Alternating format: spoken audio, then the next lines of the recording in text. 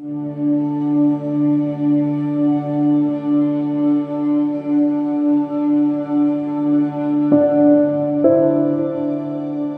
brain is active all the time trying to infer things about the world. What is this world? What is going on here?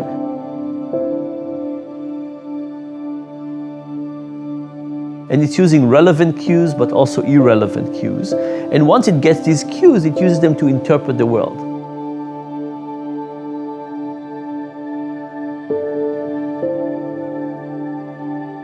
Our perception of value is dramatically subjective. It comes from lots of things from the environment. Neoclassical economics has a very simple answer. Something's value is whatever people are willing to pay for it. But the deeper question of what value is much more complex.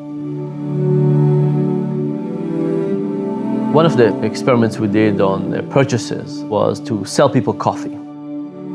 We had the regular condiments, milk and sugar and cream and so on. But we also had these 6 condiments that nobody ever uses.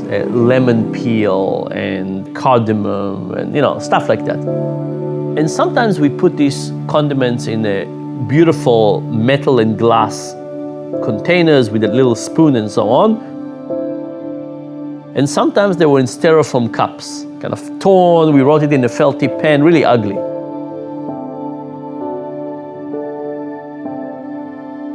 And now the question is, do these things that were on the side that nobody ever used influence the perception of how good the coffee was?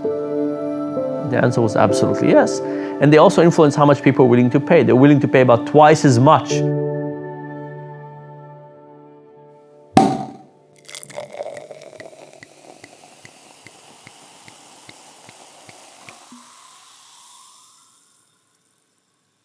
I have a friend who's an expert on wine. We continuously have this discussion about what's the right way to figure out the value of wine. If you do blind tasting of wine, you taste the wine, you have no idea about it, it turns out the correlation between price and quality is basically zero. More expensive wine is not perceived as better quality than cheaper wine. When you know the price, now it does have a positive correlation because your expectation that this wine is going to get better actually changes the way you experience it and therefore change the value. So it's actually very difficult to think about what is the value of something.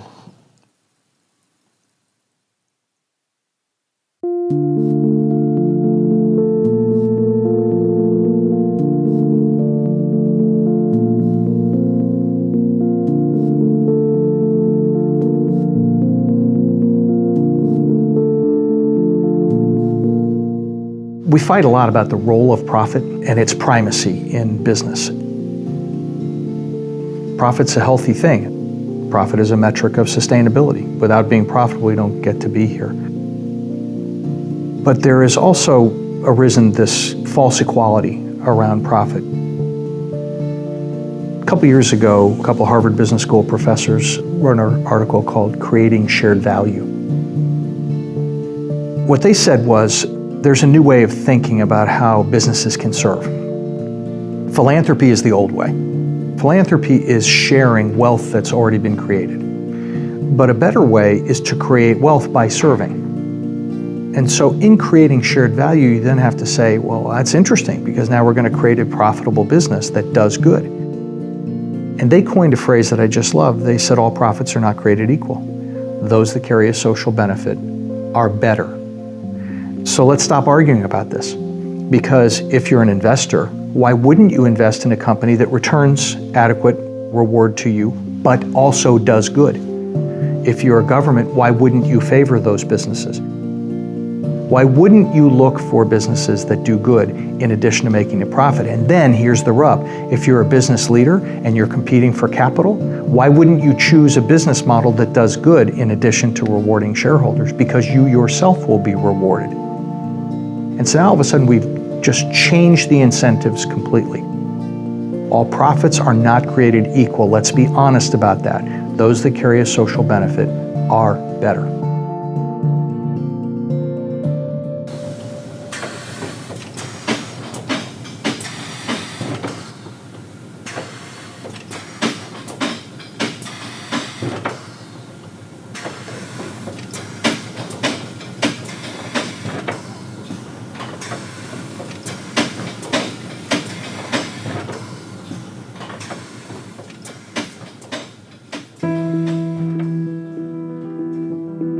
NAFTA was the wake-up call. NAFTA was the epiphany. NAFTA not only destroyed my personal life, destroyed my business. I was making a six-figure salary. I was driving a BMW. I had a nice home. I had a great wife. I had lived a country club membership. I played golf on weekends.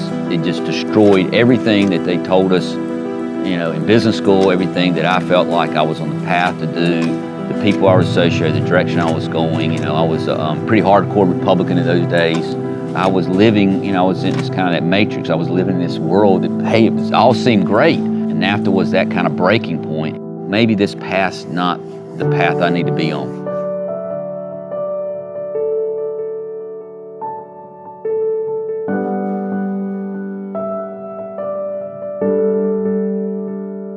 We're a t-shirt printer. We're a custom wholesale t-shirt printer.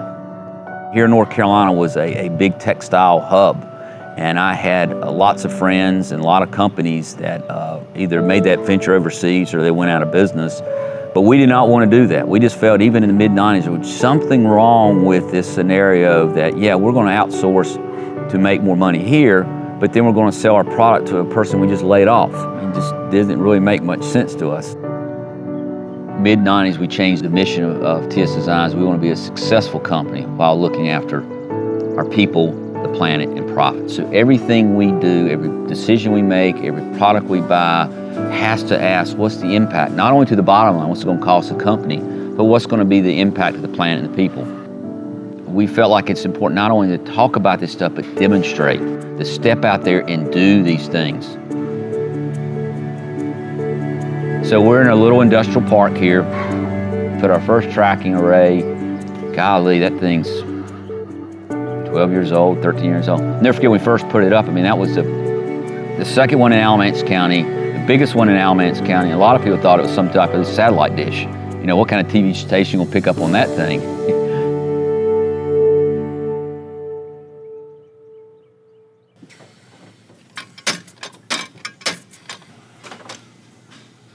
I like to describe sustainability being a journey, not a destination. And I'll be on that journey to the day I die. We got wind, and we got solar, and we got biofuels, and we got chickens, and we got gardens, and we got bees. Because how in the heck can you do that as a small business owner? What I've come to find out is once people realize that you have a care for a business beyond just maximizing your personal bottom line, then they want to support you. But a lot of times people, you're trying to extract information to benefit yourself. Once people realize you're trying to do something beyond just yourself, they want to help. That's one thing that we really lost focus on the last 20 or 30 years. We want to kind of pick out one piece and really maximize the efficiency of it, but we don't realize the impact that we're having to other parts of the system. So it's reconnecting those dots. And that's exactly what we're trying to do at TS Designs, is be an example of a business that wants to reconnect and be a part of this local living system that we deal in. We got an early wake-up call. You know, we could have fought and resisted to not go that direction, but NAFTA allowed us to make that transition. So we've been on this journey a lot longer than most people have.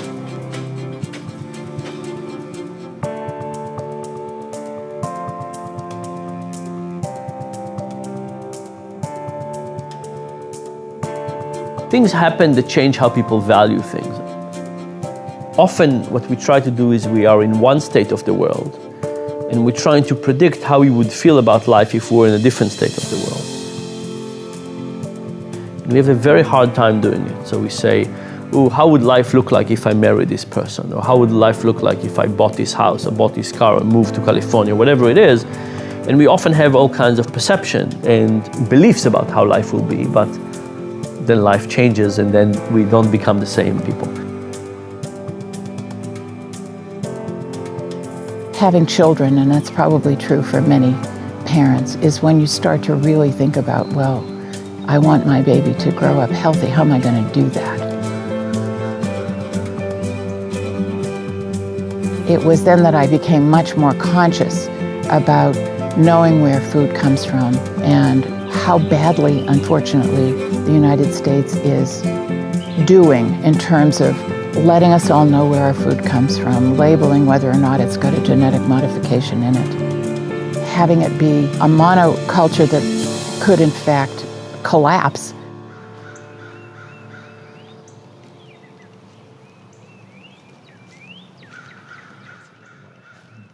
So it's still cool season here in Asheville, and a good time to plant beets and chard.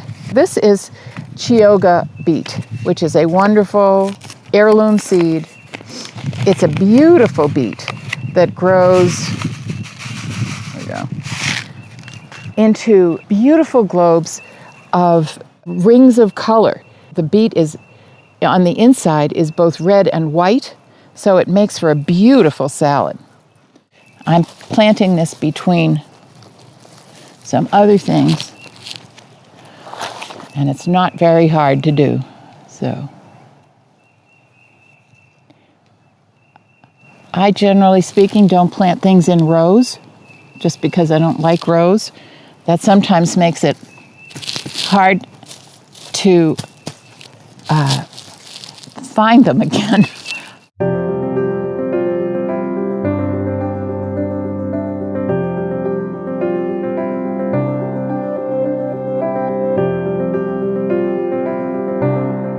When I started the company, I wanted to essentially, in a small way, create the world I wanted to live in. And that would not be terribly hierarchical or authoritarian. I wanted people who worked for So True Seed to have a sense that their jobs were important and a certain empowerment to make those jobs better. We were gung-ho on finding the seeds and connecting with farmers and growing seed and doing the kind of evangelical things that we wanted to do. However, we didn't have a business plan. I didn't know that P&L meant profit and loss. I learned a great deal about the necessity of making a business a business. That is to say, the basis for sustainability is being able to pay for yourself. One of my favorite things in the world is Swiss chard, and especially the rainbow chard, because it's so beautiful. It withstands heat better than other greens. So they look like beet seeds, and that's because they're in the same family. Swiss chard is. We want a sustainable company, and that means a whole bunch of things. Basically, a company to be sustainable has to be able to pay for itself. But also, we want to be able to sustain ourselves and the community. The way we nourish that is to be part of the community. We try to buy everything that we need locally. We have a community program, for instance, where you can come in and exchange seed for working. We have wonderful educational programs so people can come in and learn how to plant their seeds. We donate leftover seeds to local community gardens, to schools. The result is that we are loved. And it's very, very heartening, not just to me, because it doesn't just extend to me, it's for all of us, that we're a part of the community. We're sustainable by virtue of making enough money to cover our costs, and by employing people and being part of this community. It's very, very, I don't know how to express the kind of value you get from that.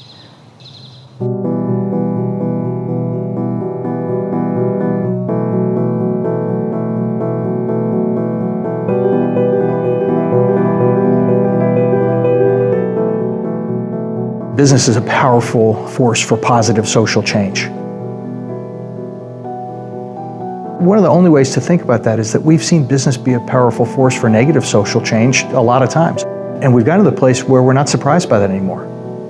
Bangladeshi factory collapses, 1,000 people die, and it's a horrible thing, but people kind of, shake their heads and think, well, it's just another example of the bad behavior of business. You don't have to shift the frame too much to think, well, wait a minute, it's not that there were people in Bangladesh making things. What if they'd been in a safe factory? What if they'd been paid a living wage in a place where there's not much work? Well, then all of a sudden it's pretty simple to see that that might have been a good thing. What if the goods they were working on were made from organic cotton grown close by? then all of a sudden now we've made an environmental statement that's powerful and positive. So there are all kinds of ways that the very same transaction could have done good instead of doing bad. We think about this in ways that today seem like the exception, and they seem fringe, right? So the biofuel industry makes all the sense in the world, but it seems a little bit like it's not something that we run into every day. And so that's, to me, the bigger challenge for business is not to have people begin to even anymore conceive that business can be a force for positive social change. It is to say, how do we scale the change?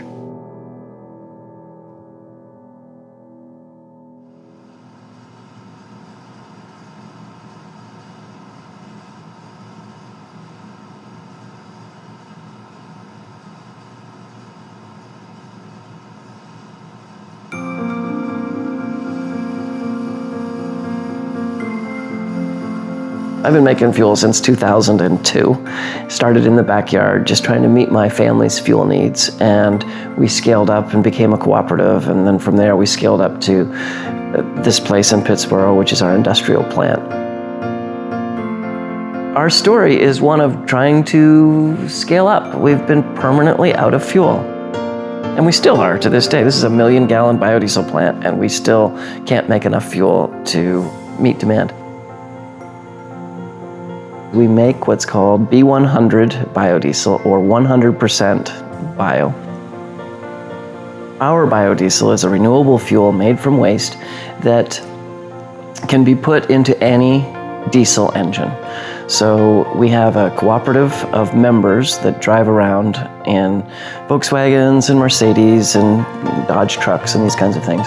And our biodiesel can go directly into any diesel engine as a replacement for petroleum fuel.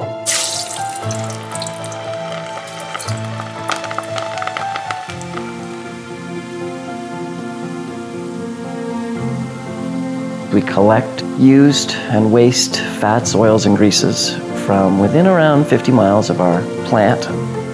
And we bring them here and we spin them into fuel, and then we put that fuel back out into the same community. So the members of Piedmont Biofuels, they're off the petroleum grid. They are not attached to war, spills in the Gulf, or pipeline eruptions, or anything that has to do with the oil industry has really nothing to do with us.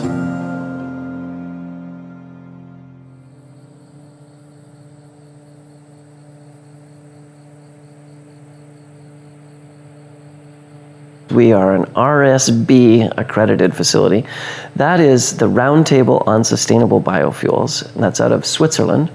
And that is a fiendishly complex accreditation that essentially measures the sustainability value of our fuel. We're the only biodiesel producer in the United States to have that accreditation. And that's important because not all biofuels are created equal, and biofuels are not without sin. When we started this, we'd show up in, at a fast food restaurant and say, hey, can we have the grease out of your dumpster? And I think that people just thought we were quirky.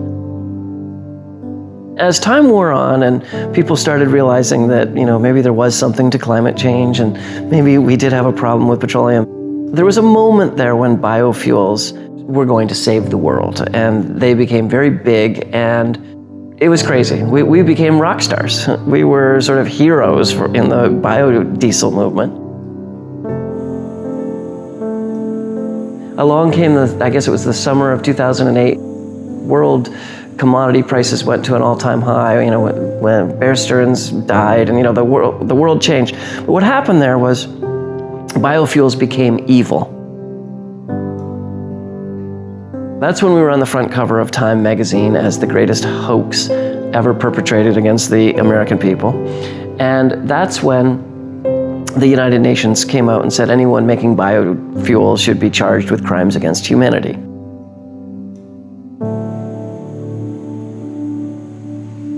And there was some truth to that, because what biodiesel did in our industry, it's like, let's do this. Let's go to Malaysia. Let's burn down the rainforest, and let's plant oil palm trees all in a row. And let's squish the seeds and take out the oil and put the oil on a super tanker and send it to Seattle and spin it into fuel and put it on a rail car and send it to North Carolina and put it on a truck and take it out to the airport. And after the airport has burned enough of it, let's give them a prize for being green. It's like, stop the madness.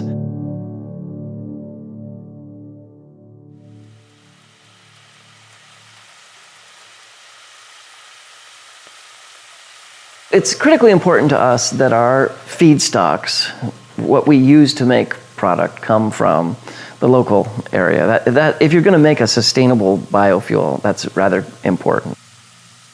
So the RSB certification is, I think, quite important to us because it does let people know that not all biofuels are created equal. That's true of quality and also how they're made and from what they come from. You know, we wouldn't use palm oil. That's not what we're about.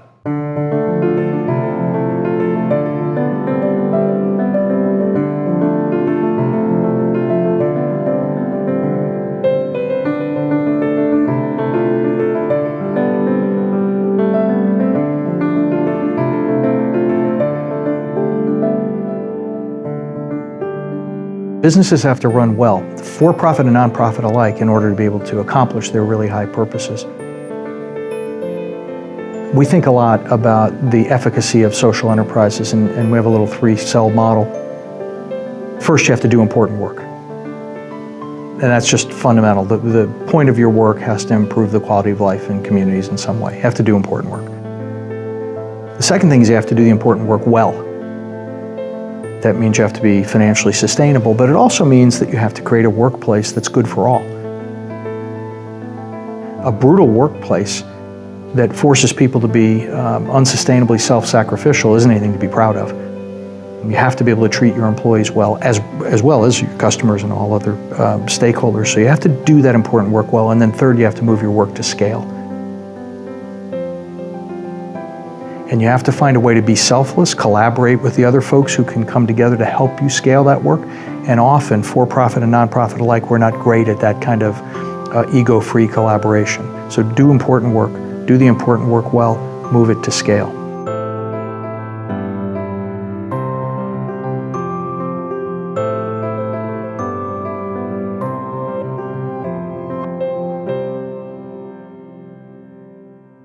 In 1840, there were no seed companies. People swapped seeds, they saved seeds, they got them from the people on the other side of the mountain. Still here, there are beans that are named after families because they've been saved for so long. Those seeds are disappearing because you can't buy them from big companies.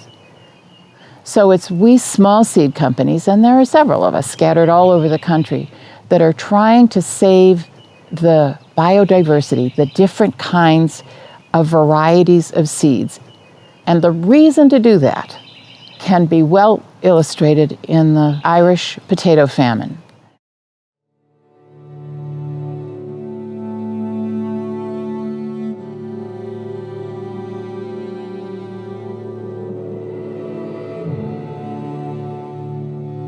Potatoes come from Peru and Ecuador, and there are hundreds of kinds of them.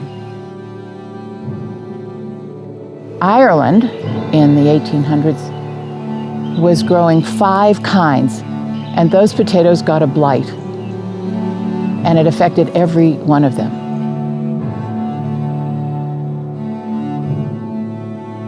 If they had been growing 25 or 30 kinds of potatoes, chances are pretty good that 1 or 2 or 3 of those potatoes would have been blight resistant. But they weren't, and millions of people, as I recall, starved because of the lack of biodiversity. Well, now we have genetically engineered corn. It's the same one being planted time after time after time, year after year. It's depleting the soil, and now we're noticing there are blights that are happening, and they're happening to the whole crop. So the reason to save your seed, have 100 kinds of tomatoes in your region, is that should a blight come along or a bug, one of them or 5 of them are going to be resistant, and that's how Mother Nature works. And we want to help out.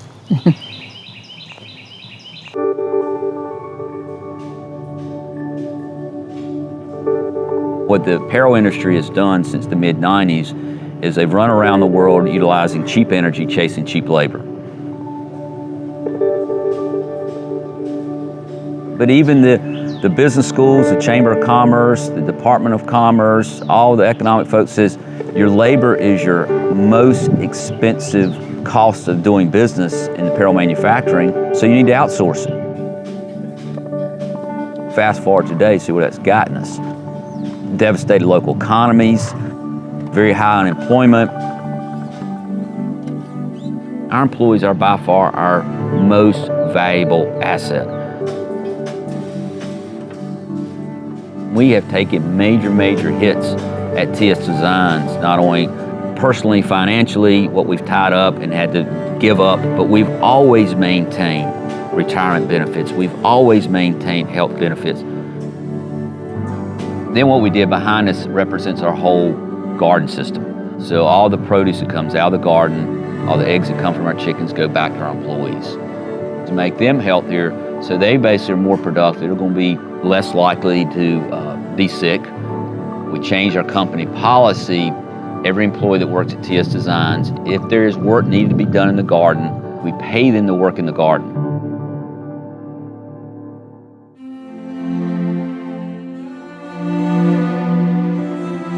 We had employees that were never connected to this environment. We had employees that when we first started bringing squash and zucchini and asparagus out of the garden, had no idea what it was.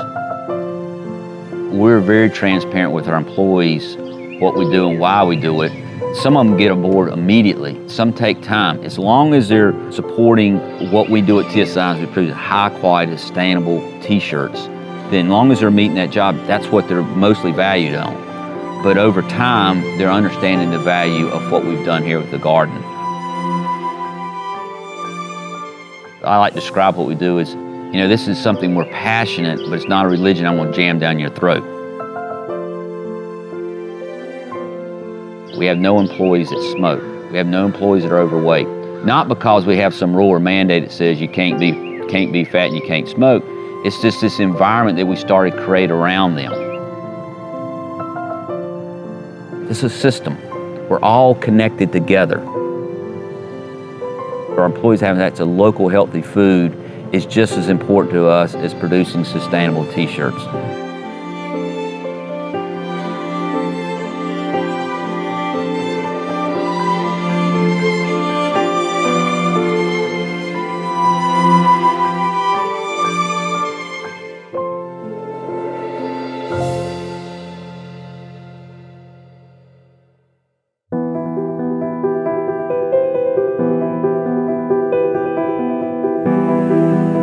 There's something in the human animal that says, if I can make a gallon, wow, maybe I could make 100 gallons. If I can make 100 gallons, I can make 1,000,000 gallons. If I can make 1,000,000, I can make 100 million gallons. Someone managed to put it in our heads that big is better and the economies of scale are what can drive pricing down. And at the end of the day, it is exactly that that's driving us into environmental ruin. Especially when it comes to energy. If you think about energy and your energy choices, you can't graduate from college and say, I'm going to be a utility company. You know, that's not going to happen because we've dealt out a monopoly and we have this massive scale, a nuclear plant that is, you know, so expensive it would never get built without government subsidy. Well, really, energy is the perfect example of how that should all be reversed. Energy should be made where it's consumed. If you're going to drive, you should be taking the waste products from your community, turning it into fuels, and using that to drive. If you're going to power your house, it should be done with solar panels. We should be moving to a distributed generation model of all of our energy consumption. That's what sustainability will look like in the future. It won't be an oppressive top-down infrastructure that you really have no role in. You know, you can turn off the lights when you're not using them, but you can't really go into the utility business very easily. in the future, that absolutely will change. So the next 100 million gallons of biodiesel should not come from a 100 million gallon plant in the harbor. The next 100 million gallons should come from 100 little Piedmonts. There should be one on the edge of every town. In our case, we're using cooking oil. If you have another community that's, has a lot of rotting apples, well, we should be using rotting apples. And, they should power themselves from the waste streams that are, biospecific in their bioregion. The sustainability movement, are we just a bunch of dirty hippies with exhaust that smells funny? Our exhaust tends to smell like French fries. The reality is, of course, there's technology involved, there's invention involved. And actually, if you're going to get at that conservation resource, you're not going to do it by rubbing sticks together to start the fire. You're going to do it by, say, coming up with an LED light bulb that uses a fraction of the electricity but produces the same amount of lumens. That kind of invention and progress is something that you're going to find, I think, at every level of society. So I think the future of biodiesel will come from deeper in the waste stream. And the way you drill deeper into the waste stream is through the technology. Today you might say, I can't touch that stuff. But tomorrow you'll say, this will make a fine fuel. In all things, there's probably a constant need for improvement. Certainly true of the biodiesel space. It's true in the sustainability movement in general. It's true even if you look at our corporate structures. There's obviously vast room for improvement there. There's a screaming need for integrity, authenticity, and transparency. Think about something like trust, which is incredibly important in society. Imagine for a second how it would feel like to live in a society with no trust. You would have to lock your car and your house and not have a bank account and all kinds of things. It would be really, really tough. Nevertheless, it is not clear that we have a good trade-off between what we're willing to pay for something and trust. What we often find is that some things come into play in what we call sacred values. So as long as we have sacred values, we put tremendous value on things like trust and social and public good. But the moment they come into the market relationship and we have regular trade-offs with them, I think their value is going to be really vastly diminished, because all of those things on the per moment transaction are worthwhile giving up. Trust, I want in principle, but right now if you gave me a lot of money, maybe it's worthwhile to sacrifice it. Pollution, I want the world to be clean, but right now if you gave me something, maybe I would sacrifice it. So I think that's why we have these sacred values and things we're not willing to trade off, because as human beings, every time we start trading off these values, we might think short term and sacrifice them too much.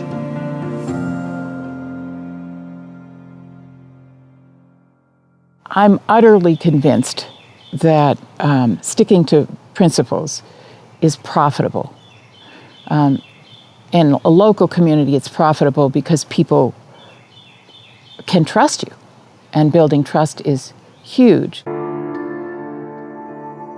At the moment, there is such an atmosphere of mistrust almost everywhere that it is of great value to this community that we remember that we really can trust each other and that we prove it by being trustworthy. And I think it's terribly important for a business in a community like this or anywhere to make sure that they're really upfront with their customers. And if you lose some customers that way, that's too bad. But in truth, most people want to be able to trust. I can tell you, for example, a couple of years ago, we sold garlic. This garlic had a blight on it, and we didn't find out until after we'd shipped it.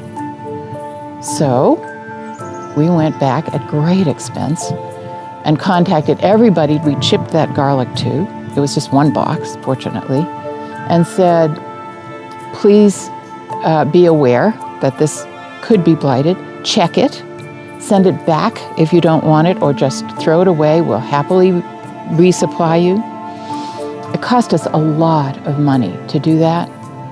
And I can't tell you how many customers have commented on how much they are willing to buy seeds and other things from our company now because we went right out there and said, uh-oh, we goofed. I think that is sustainable, and I believe it's profitable.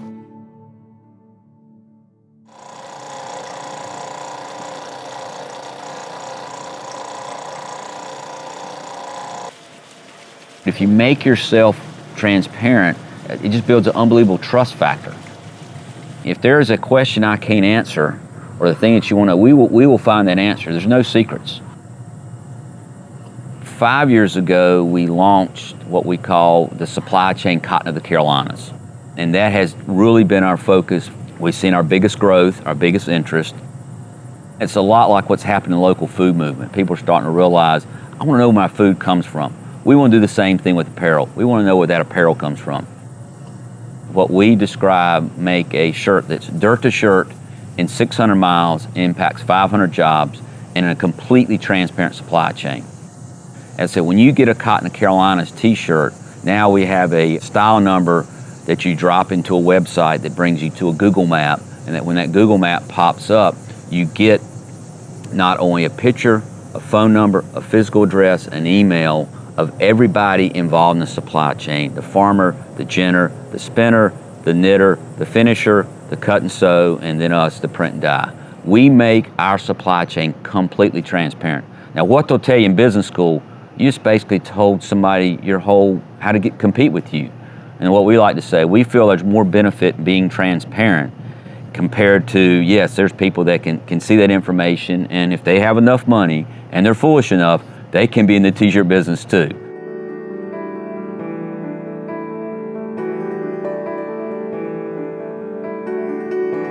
Bring up values, and all of a sudden people start saying, "Ooh, I don't want to go there," because even the word values has been co-opted by a political group, a religious group, as being almost exclusionary or judgmental. That's not what it is. I mean, the word is much more fundamental. I love the work of a guy named Rush Kidder, who wrote a book a few years ago called Moral Courage. He went to every continent, went to 160 some countries, talked to people from every faith community, as well as folks who didn't grow up in faith communities. And he tried to find out what were the values that were universally shared. He came up with 5 core values, which I think are just beautiful: caring, honesty, respect, responsibility, and fairness.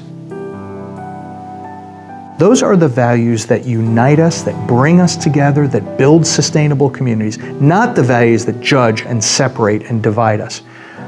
That is enormously important, because now we can start talking about the things that we share. Now, we can argue forever about how to fund public education or what's the best form of taxation, but as long as we do it in a way that's informed by that group of values, we're going to come to really good outcomes, because we're going to have what? Respectful and civil discourse.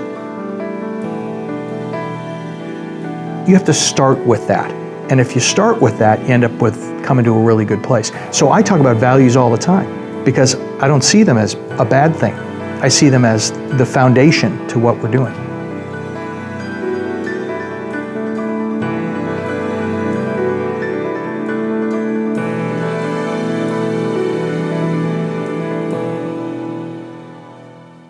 Our company is a social enterprise. We started the company to stop kids from being hurt, principally from being sexually abused or from drowning. That's kind of the reason the company exists. We have a relatively simple but a pretty elegant model. We use the platform of insurance to gather a tremendous amount of data about how kids get hurt. We aggregate that data and then share that with our customers in such a way that they'll change their business practices to minimize the chance that something bad will happen. That has the benefit of keeping kids safe and healthy and driving down the cost of insurance over time. So we're nominally an insurance provider, but we're mostly about changing behavior and keeping kids safe. It's really important to understand that when we founded the company, we literally have a business model that was written on the back of a cocktail napkin. And it says right at the top, says serve others. That's why the company exists. We didn't start the company to make money. We asked ourselves, do we matter? Does our company matter? In other words, if we dry up and go away tomorrow, somebody else will provide insurance to our customers. So we have to matter for a completely different set of reasons. We have to matter because we will help our customers keep kids safe. Interestingly though, top of the pyramid says serve others. Right beneath that, it says make a profit. And we're not apologetic about that. If we can't adequately monetize the work we do, we can't be here to serve others. So for us, profit is simply a metric of sustainability. That's all. And I would argue that that should be true for any purpose-driven business, whether it's for profit or not for profit. Now everybody goes, whoa, I'm not for profit, I can't have profit on there. That's wrong. They might call it a fund balance or a reserve or a surplus or whatever, but nonprofit, for-profit doesn't make any difference. You have to be financially sustainable. But interestingly, because we exist for a higher purpose, we are much more mission aligned with our customers. And by being mission aligned, when they do business with us, they recognize they're not just buying insurance. There is a competitive differentiation. If you talk to all of our customers, they'd say, no, I recognize I can get insurance someplace else. I choose Redwoods. We're going to be an operating partner with them. And so at the end of the day, quite frankly, customers tend to pay a little bit more for our products and services, which makes us a little bit more sustainable.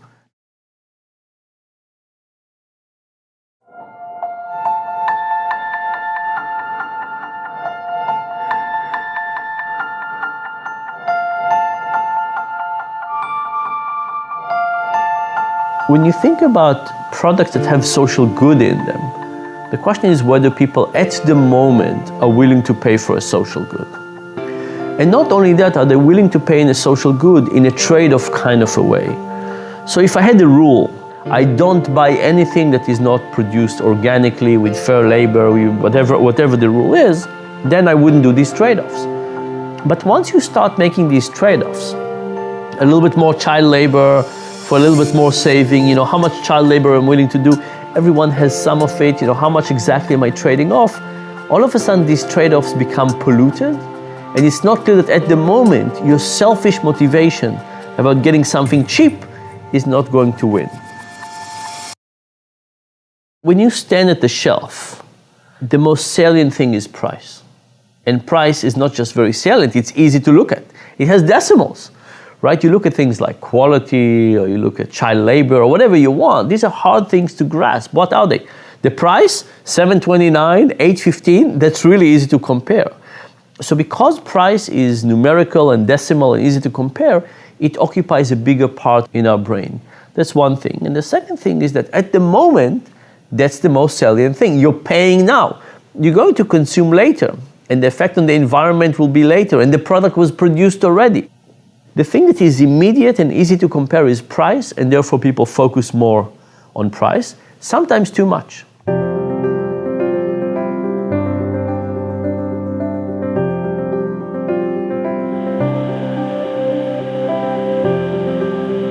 Yes, our t-shirts cost more because where they're made and how they're made.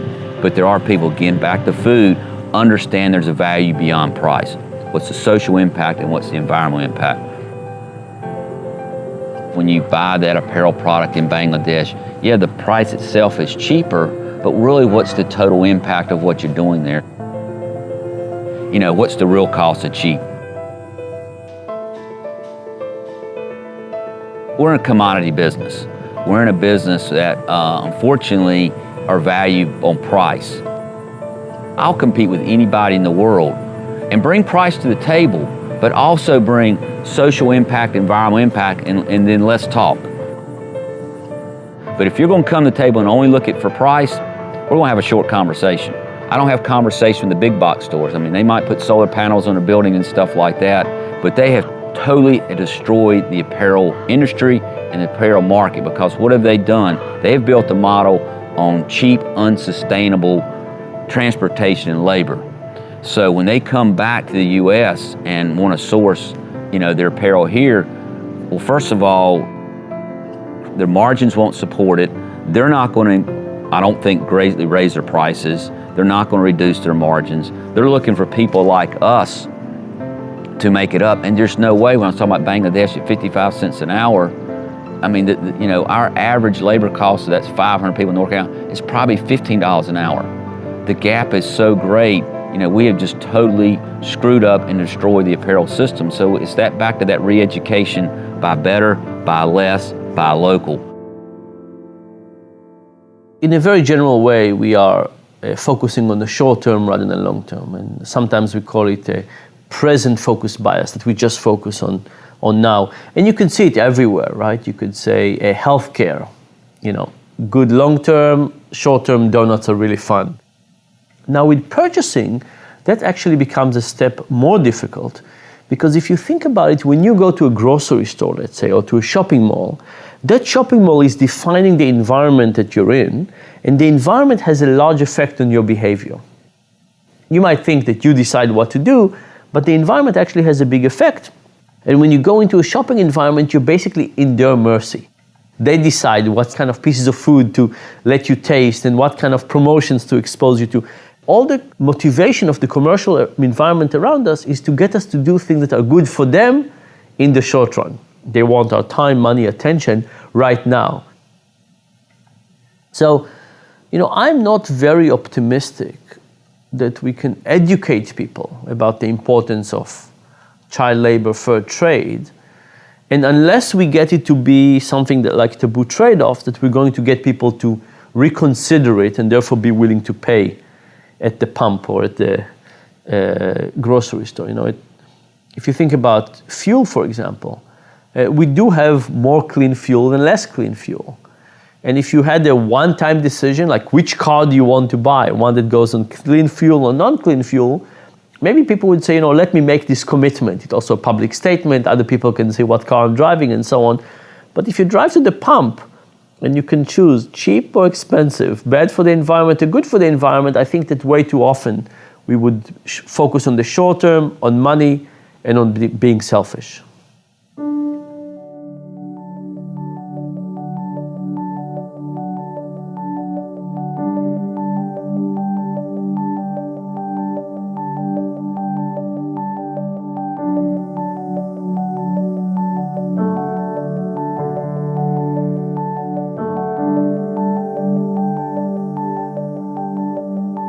As an individual, you start wrestling with these unfathomably complex problems.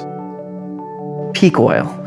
Wow, what are you going to do as an individual about peak oil and the fact that, U.S. reserves peaked in 1974 and global reserves peaked on Thanksgiving Day of 2007, blah, blah, blah. And you get into whether the Saudis are overstating their reserves, and you get into just an extremely complex issue that can be overwhelming, and maybe many people sort of go, can't deal.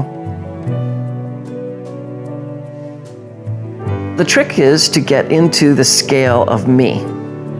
Try to chase it down into a scale that I can understand. And what I can understand is my family's footprint. I can understand my electric bill. I can understand my miles driven. I can understand these things. And so by focusing on the scale that I can understand, I can make some progress and feel that I am doing something about peak oil. I am engaged in these unfathomably complex problems.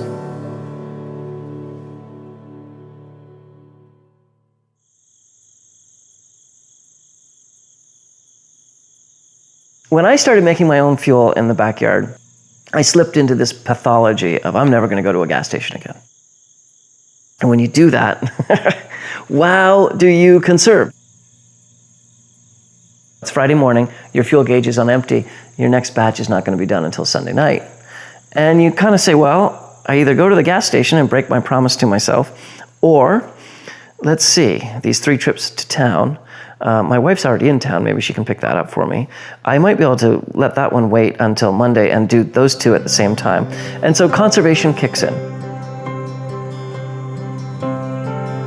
At the time, I was a metal sculptor, and I put 27,000 miles a year on my truck.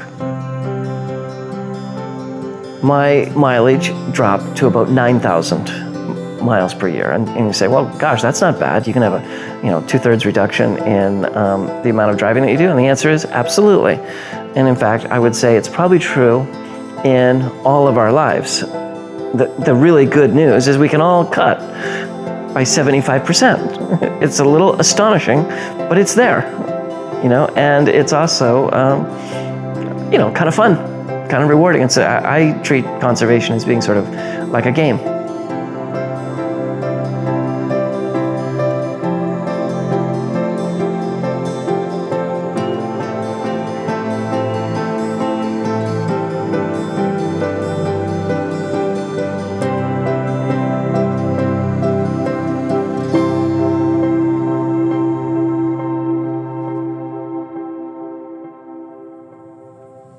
One thing, when I go to and have a meeting, I'll usually ask the question, can you tell me without looking the country of origin shirt you're wearing today?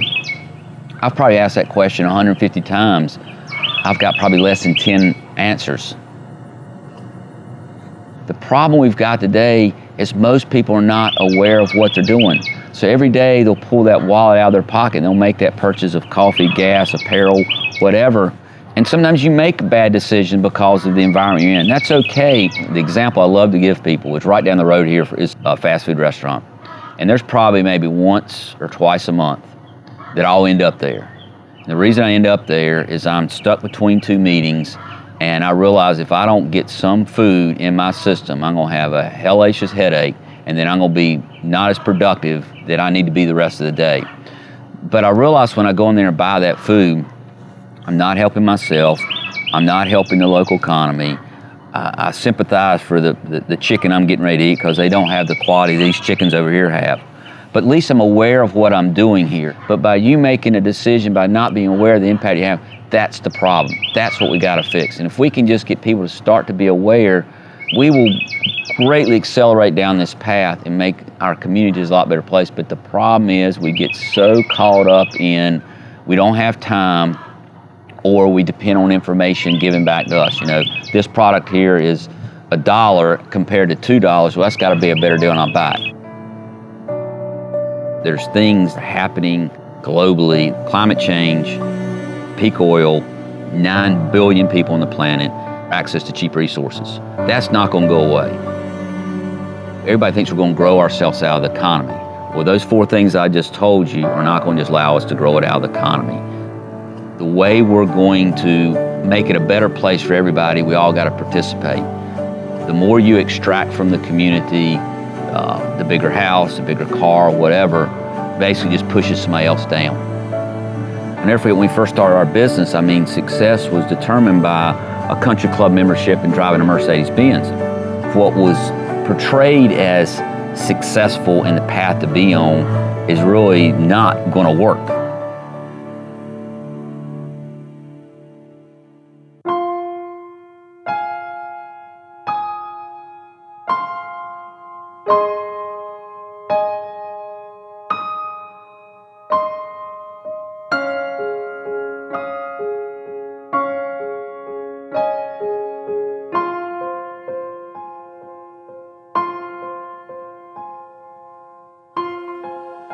I really believe in local economies. I think it's the most sustainable way for us to go forward. The joy it brings to be able to have a business that counts to people and to me, and for people to be able to make what one of my employees called a right living. That is to say, work for a company where we're not ever going to get rich, but we are going to work in a way that makes us happy at the end of the day for what we did. Nobody goes home worried about the consequences of the kinds of work that we do. It's a good living for people to have. That is value enough, because if there are enough of us, if there are enough small seed companies and enough communities, that will make a huge difference.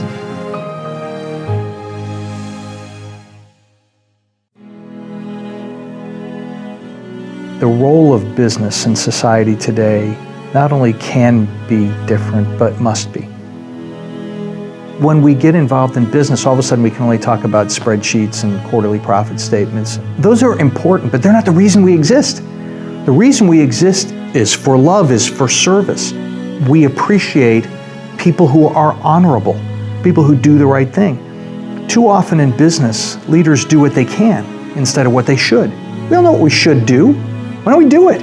because we have this set of rewards that incense us to do the wrong thing. And we now know that environments that are built around the wrong incentives make moral people behave immorally. And those of us that have the great blessing of leading businesses don't get to check our morals at the door when we come to work. That's a part of who we are. And so everything we do all day, every day, ought to be a part of serving. A business has the opportunity to serve its employees, it has its opportunity to serve its customers, but it has an opportunity and obligation to serve the broader, wider community.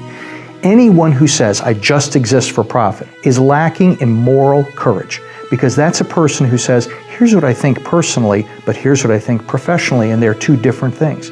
Not only are they different, they can't reconcile. We have the obligation to reconcile our personal values and our professional responsibilities.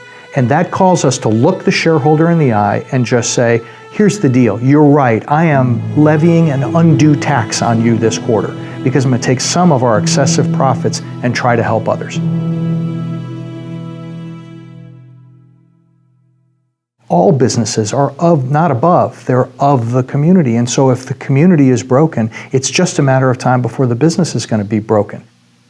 There is, at the end of the day, a compelling economic case to be made that we ought not have poor people, or we ought to do all we can to minimize the number of poor people there are. Because at the end of the day, that grows our economy, that gives us better ideas, it gives everybody greater opportunity. That's a fundamental, almost a math case for that.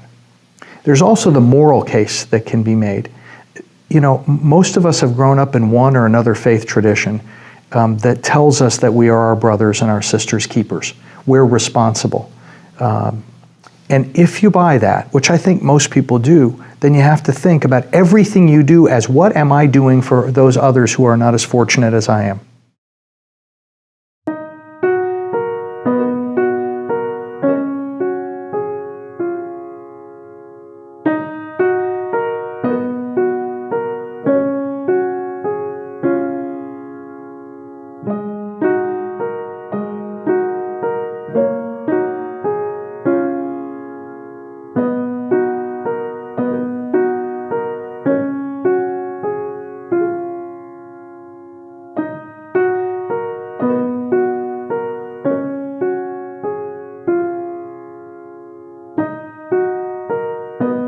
The people that think that everything is a market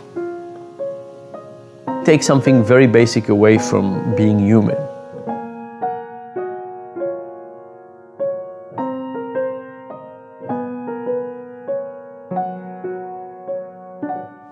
Imagine I asked you for something simple like, would you help me change a tire on my car? Ask yourself, how likely would you be to help me? Now imagine that I offered you money. I said, would you help me change a tire on my car? I'll give you $5. What happens when I offer you $5? Do you say to yourself, gee, I get to help Dan plus I get $5? No, most people say, oh, this is work. I'm not interested in that. I'm not interested at all. Now, if I offered you $500, you would do it again. But what's interesting is that I can add money to an equation and make the motivation lower. So with no money, you would be willing to help. I add money to the equation, you don't get social motivation and financial motivation. The social motivation goes away, now you get just the financial motivation, and $5 is not enough. $500, that's enough. So what's interesting is what we call crowding out. Social and financial motivation don't end up, they substitute each other. And I think often we don't understand that. This is what happens when we bring things to the market. So think about something like pollution. Right? What would happen if we create a tax on pollution? There would probably be some people who say, I can't afford it. Let me look at how I save money. But there would be some people who would say, now it's just money.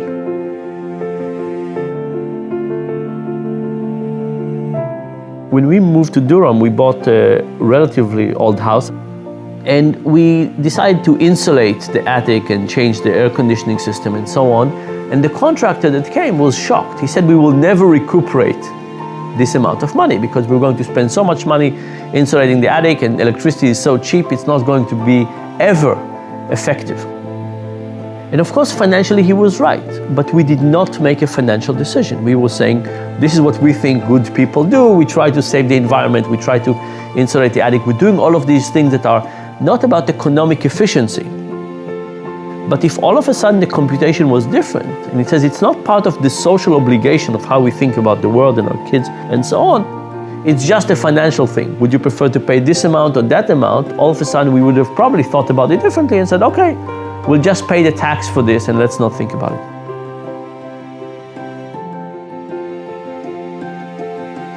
So I think this question about social norms and financial norms is actually very important.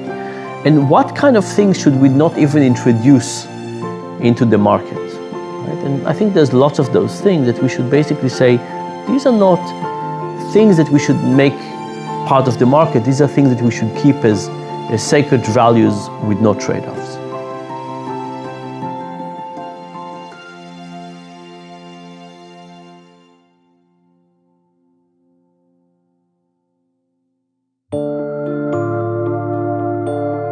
My dad, who's coming to visit shortly, he's like 84-year-old veteran of World War II. My kids can climb onto his lap and he can tell them war stories all afternoon. The question is, if I make it to having grandkids that pile onto my lap, what am I going to tell them that I did in the war on climate change? Do I want to say, oh, we didn't try that because we didn't think it would work? Do I want to say, oh, you know what, we thought that would be too expensive? No, absolutely not. I'm going to tell them war stories. I'm going to tell them about the things that flopped. I'm going to tell them about the things that worked. I'm going to tell them about the progress that we made. And I'm going to tell them that I was in the war and I served valiantly in the war effort to make it so that the human animal and other species could sustain life on this garden planet.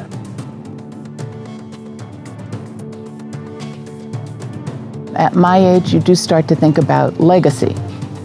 I have children and grandchildren, and they're the most important legacy. But I like to think that 15 years from now, there will be a thriving seed company that's still learning how to do what it's doing and doing it better and better, saving seeds that might otherwise disappear if it weren't for somebody very specifically saving them and passing them down. And that will be my legacy.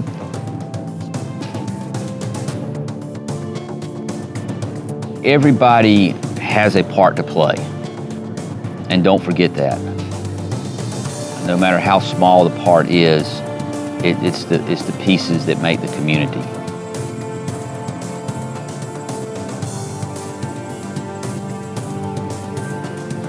It's not the materialistic things in life that make us happy.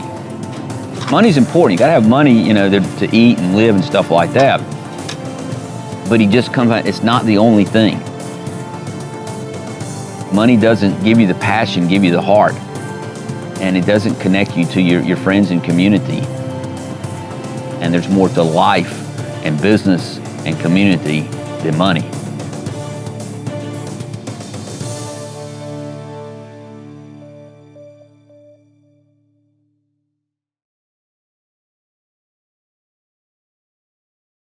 Often people say, no, I get it, I understand that. So what I'm going to do is I'm going to go off and I want to make a lot of money for X number of years, and then I'll start giving that money away, or then I'll start serving.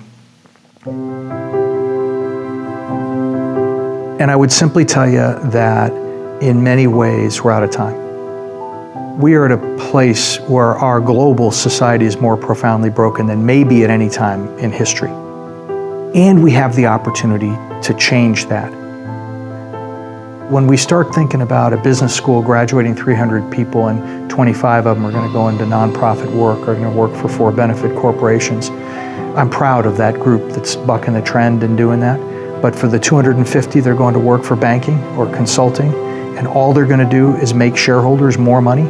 You have to ask yourself, do you matter? The personal strategic question is, do you matter?